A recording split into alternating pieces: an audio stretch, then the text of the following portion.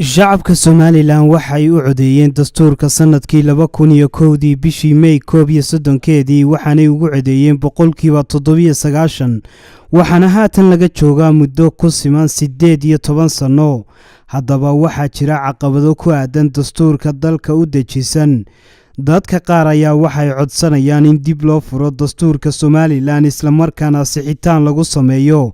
qodobo ku jira oo sadbursiimo dheeraada siinaya gobollo iyo degmooyin gaar ah, waxaana arrintan si weyn uga hadla aqoon-yahanada iyo madaxda kala duwan ee dalka. mid noqonayno meel naga leeyahay kama mid noqonayno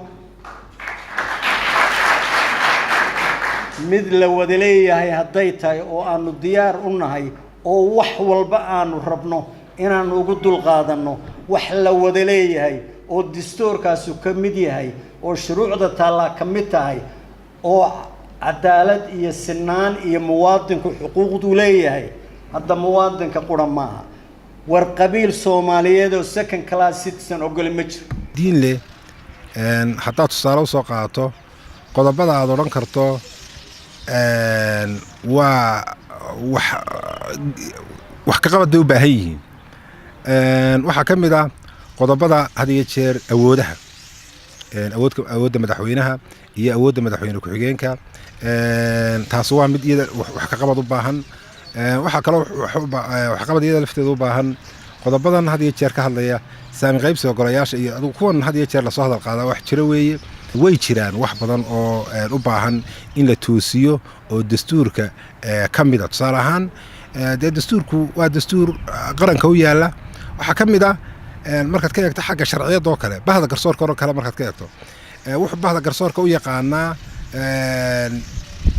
xeer ilaalinta iyo garsoorka ama qudaada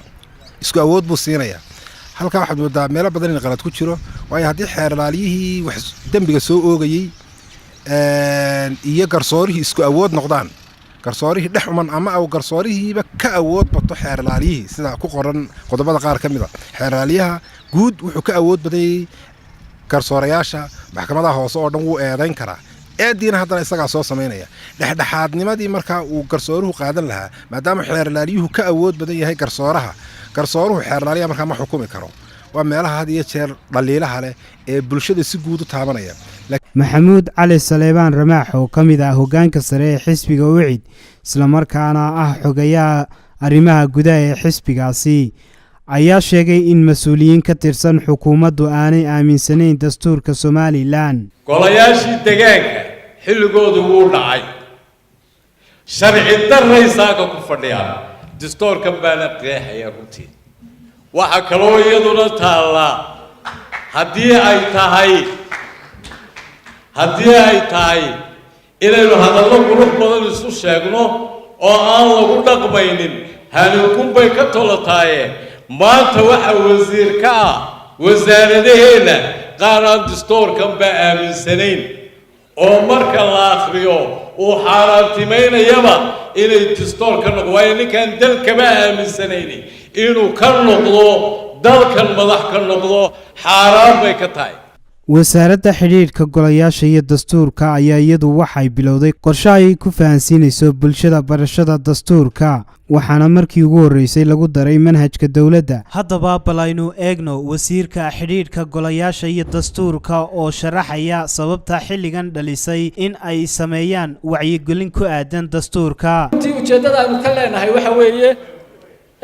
inaynu sharciga sarreyntiisa aynu ku dhawaaqnayn muujinno. waxaynu hubnaa in ummaddeenu ay xurmo iyo magaranaysaa iyo sharafba ay u haysto dastuurka,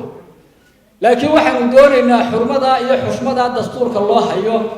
in xirfadii aqooneed ee garasho iyo ku dhaqan lagu daro. annagu waa intaanu doonayno haddii Ilaahay ka dhigo. arrintani ayaa ku soo beegmaysa iyadoo shacabka ku dhaqan gobollada gaar ahaan gobolka Sool ay codsanayaan in dib loo furo dastuurka isla markaana aanay ku qanacsanayn dastuurka imika jira. way wanaagsan yahay in laakiin barashadiisu horta marka hore waa in la furaa dabeed marka la furo waa in dadka la baraa waxbarashada in lagu daro waa qaba laakiin waa goorma oo marka la furo. dastuur aan ku heshiinay oo reer Somaliland ku heshiiyey oo jiraba maba jiraba kanna waaba mid hadda ka daranba wuxuu yidhi waa kud ka guuro qanjo u guur distoorka la leeyahay waxbarashada lagu soo daray